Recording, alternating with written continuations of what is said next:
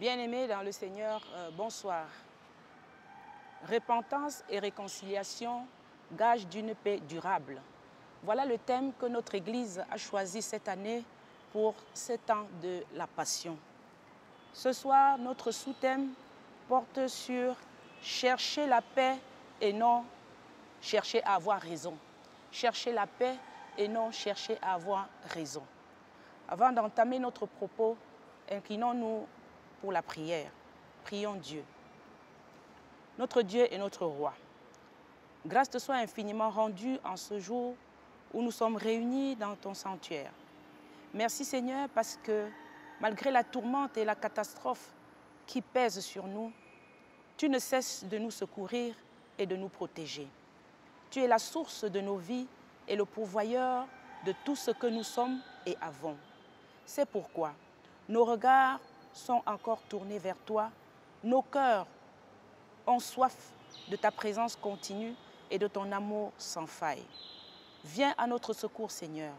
Humecte nos cœurs asséchés afin que nous puissions puiser au creuset de ta miséricorde les forces nécessaires pour sourire, pour aimer, pour travailler, pour réfléchir, bref, pour vivre.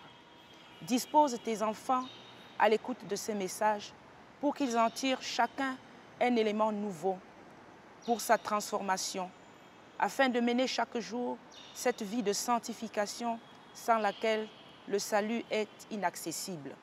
C'est par Jésus-Christ, notre Seigneur et Sauveur, mort et ressuscité pour notre rédemption, que nous t'avons prié.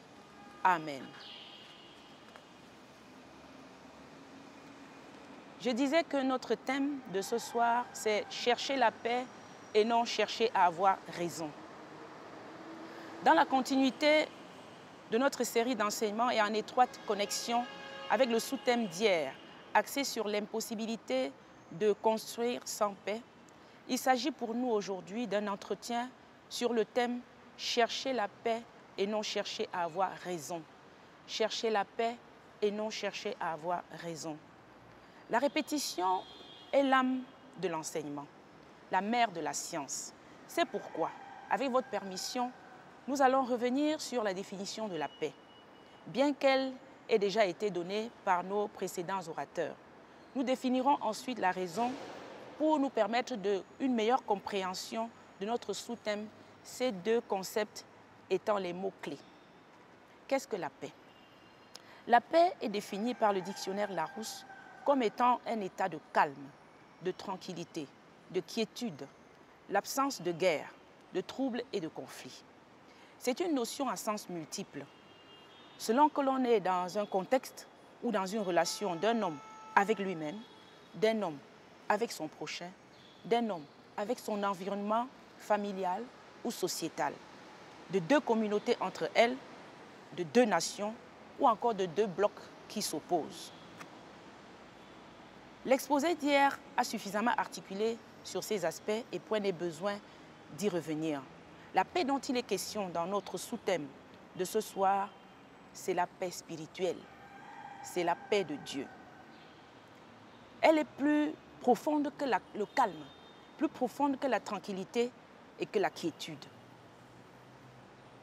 C'est un idéal, c'est un état de bonheur offert et entretenu par Dieu lui-même. C'est le fruit de notre confiance totale en Jésus-Christ, le Prince de la paix. Ésaïe 9, verset 6. La paix, telle que nous l'entendons dans notre sous-thème, est une œuvre de l'Esprit. Galates 5, verset 22. C'est un attribut de Dieu. À ce titre, la paix de Dieu ne peut faire bon ménage avec la raison. Qu'est-ce que la raison donc? La raison, c'est le bon sens. La faculté qu'a un individu, un être humain, de connaître, de juger, d'agir conformément à un principe et de savoir qu'il a bien fait. De ce fait, avoir raison, c'est avoir pris une bonne décision, avoir fait un bon choix selon le principe et les lois préétablies. Ensuite et surtout, posséder des arguments solides pour défendre et soutenir la véracité de la décision prise. Comment cherche-t-on à avoir raison? Un exemple biblique illustratif de comment on cherche à avoir raison, c'est l'histoire de Job, un homme de foi. Job était un croyant irréprochable que Dieu avait comblé de richesses, de biens et d'enfants. Il était tellement juste devant Dieu qu'il offrait des holocaustes d'expiation pour ses enfants à l'idée seulement qu'ils peuvent avoir offensé Dieu lors des festins qu'ils organisaient chaque fois. Il a été en un laps de temps dépouillé de tout, de ses enfants, de ses biens. Et pour couronner le tout, il est tombé malade, avec un corps tout entier couvert d'ulcères qui le faisaient souffrir atrocement. Il est resté néanmoins accroché à Dieu, malgré le conseil de sa femme de le renier pour mourir. Ses amis même ont en vain tenté de le convaincre que ses malheurs sont la conséquence de ses péchés. Mais ce que nous voulons mettre en évidence ici, c'est qu'il n'accepte pas que ses malheurs viennent de son péché. Il est tellement convaincu de son innocence qu'il clame à corps et à cri devant ses amis qui soutiennent le contraire. Au verset 5 à 6 du chapitre 7 du même livre qui porte son nom, il est écrit « Loin de moi la pensée de vous donner raison. Jusqu'à mon dernier soupir, je défendrai mon innocence. Je tiens à me justifier et je ne faiblirai pas. Mon cœur ne me fait de reproche à aucun de mes jours. » Déjà au chapitre 13, verset 18, il disait « Me voici prêt à plaider ma cause. Je sais que j'ai raison. » Voilà la détermination d'un homme qui, contre vents et marées, clame son innocence et ne permet pas que l'on dise que ses malheurs et souffrances sont la conséquence de son ou de ses péchés. Job a raison. Il sait qu'il a raison. Il est tellement sûr qu'il en appelle Dieu lui-même en jugement. Oui, car au verset 35 du chapitre 11, Job dit « Oh, qui me trouvera quelqu'un qui m'écoute? Voilà ma défense toute signée, que le Tout-Puissant me réponde. Qui me donnera la plainte écrite par mon adversaire? » Voilà ce que veut dire chercher à avoir raison. Finalement, la discussion entre Job et ses amis s'est soldée par un échec parce qu'en définitive, la situation est restée tendue entre eux. Personne n'a accepté le raisonnement ou la conclusion de l'autre. Il a fallu l'intervention de l'envoyé de Dieu pour faire comprendre à Job qu'il ne peut pas discuter d'égal à égal avec Dieu. Ce n'est pourtant pas un péché de chercher à avoir raison ou de défendre sa position sur un sujet. Cependant, il ne faut pas dans la vie chercher à avoir raison au point de mettre en péril la paix qui est un idéal vers lequel on doit tendre. La tendance humaine porte pourtant vers cette voie-là. Lorsque nous sommes convaincus que nous détenons la vérité, il est difficile d'abandonner sa position pour épouser celle de l'autre. Mais pour préserver la paix sociale, on peut très bien renoncer à un droit sans que ce renoncement affecte notre être. Prenons un autre cas de figure dans la société, notamment s'agissant des règles de priorité en matière de circulation routière.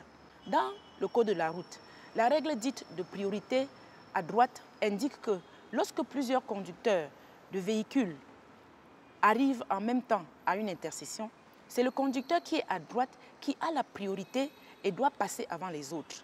C'est une règle et un droit reconnu. Le conducteur qui respecte ces règles est dans son droit et a raison.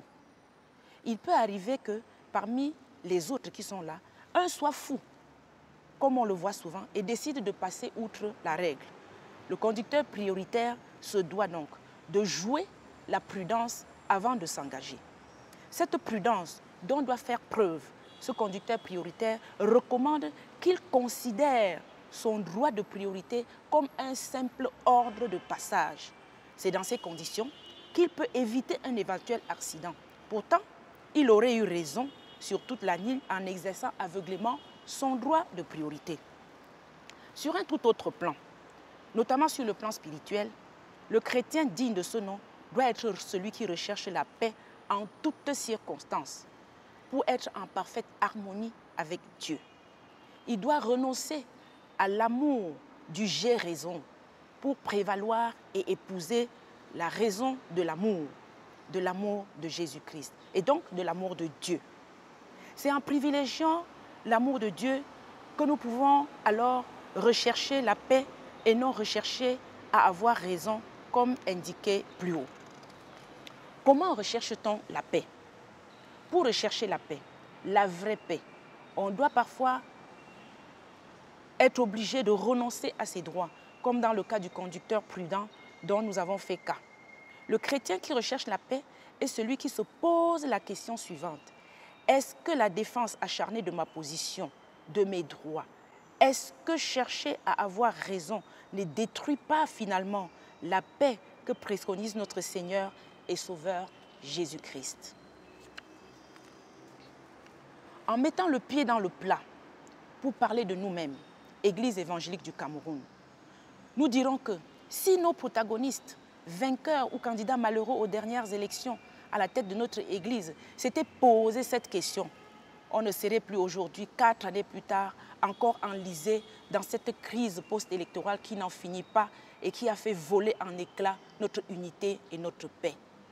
S'ils avaient chacun pensé au peuple de Dieu, si dans une introspection profonde, ils avaient réalisé qu'il s'agit de l'Église de Jésus-Christ, le prince de paix, le dispensateur de toute paix profonde, celui-là qui s'est laissé maltraiter, flageller, crucifier pour que nous ayons la vie en abondance, et ils seraient descendus tous de leur piédestal pour entreprendre la démarche de la repentance et de la réconciliation, gage d'une paix durable, pour reprendre in extenso notre thème du temps de la passion de cette année.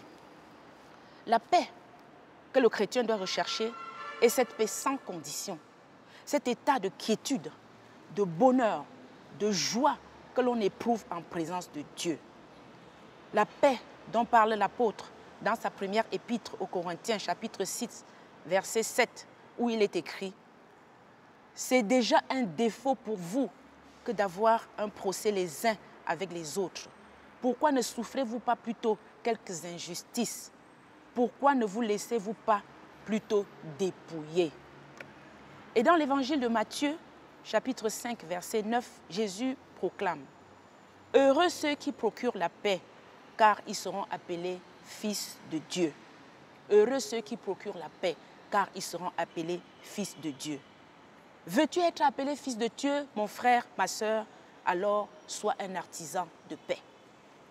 En clair, cela veut dire que la paix n'a pas de prix et que pour la préserver, le chrétien doit renoncer à son droit, à son honneur, à son bien, à son pouvoir et que sais-je encore, pour que l'amour de Dieu triomphe. En tant que chrétiens, nous sommes ainsi interpellés à rechercher et à vivre cette paix qui vient de Dieu. Matthieu 9, verset 51. C'est en recherchant la paix avec tous que nous pouvons être considérés comme le sel de la terre, ce sel qui donne la saveur à la vie en Jésus-Christ, notre unique Sauveur et Maître. Amen. Prions Dieu. Notre Dieu et notre Roi, nous te disons merci. Merci pour cet espace de temps que tu nous donnes pour apprendre à te connaître. Nous te prions, Seigneur, pour cet enseignement que tu dispenses par la bouche de la plus petite de tes servantes. Seigneur, fais en sorte qu'elle pénètre nos cœurs, afin que nous soyons transformés pour être définitivement les artisans de paix. Seigneur Jésus, nous voulons être tes imitateurs et pour cela, nous devons renoncer à nos petits calculs, renoncer à chercher à avoir toujours raison pour laisser la place à ton amour, à ta justice et à ta paix qui surpasse toute intelligence. Nous te prions, Père, pour nos familles, pour nos enfants qui ont été prématurément mis en vacances en raison de cette pandémie qui fait trembler tout le monde entier. Maintenant qu'ils sont à la maison et déploient des énergies sans bornes, Père, donne aux parents de pouvoir les contenir et surtout de trouver les occupations qui vont leur permettre de se forger pour être des responsables de demain. Seigneur Dieu, voilà un petit être appelé coronavirus qui met tout le monde entier à genoux, grand, petit, riche, pauvre, vieux, jeunes, même les puissants de ce monde ont perdu le sommeil face à cette chose invisible. Finalement, Seigneur, c'est à toi seul que nous avons recours. Donne à nos familles disloquées et désunies de trouver dans ce confinement qui leur est imposé l'occasion idoine pour recoller les morceaux, pour revenir à l'unité, à l'union et à l'harmonie qui n'avait plus sa place. Seigneur, il n'existe pas de société stable sans famille stable. Il n'existe pas de famille stable sans femme stable. Donne à tous la sagesse et l'intelligence nécessaires pour rebâtir notre société basée sur des valeurs qui viennent de toi. Nous te prions, Seigneur, pour notre Église, l'Église de Jésus-Christ, l'Église universelle, pour son épanouissement, afin qu'à l'avènement du Seigneur, tous les hommes aient expérimenté ton amour et ta miséricorde qui dure à toujours. Nous te prions, Seigneur, pour notre pays, le Cameroun, pour que tu allèges nos souffrances, la guerre de Boko Haram, celle de la partie anglophone. Oh Dieu, ne vois-tu pas qu'il y a déjà trop de sang versé? Jusqu'à quand continuerons-nous à nous tuer entre frères? Cette mort gratuite, Seigneur, pourquoi? Ô Père, prends pitié de nous. Nous te prions ici pour nos dirigeants, pour nos administrateurs, pour ceux qui exercent une parcelle du pouvoir et à quelque niveau qu'ils soient, de la base jusqu'au sommet de l'État. Inspire-les, donne-leur la sagesse et l'intelligence nécessaires pour conduire les affaires de la cité, afin que notre cher et beau pays retrouve sa fierté d'avant et que les perspectives d'avenir nous galvanisent pour un mieux-être, que chaque Camerounais se sente fier de l'être. Nous te prions, Seigneur, pour notre Afrique tout entière, notre Afrique berceau de l'humanité, continent où a longtemps régné l'hospitalité. Nous te prions pour le monde entier et pour l'humanité qui traverse une période sombre de son histoire. Oui, le monde s'effondre, Seigneur. L'ange de la mort plane sans pitié. Préserve-nous, ô Dieu, et montre aux médecins, au personnel soignant, aux chercheurs la voie à suivre pour éradiquer définitivement cet ennemi invisible. Protège-nous, ô Dieu, non parce que nous avons un quelconque mérite, mais plutôt par le mérite de notre Seigneur et Sauveur, Jésus-Christ, le Rédempteur infatigable, le Prince de la paix et le Dieu de toute gloire. Amen.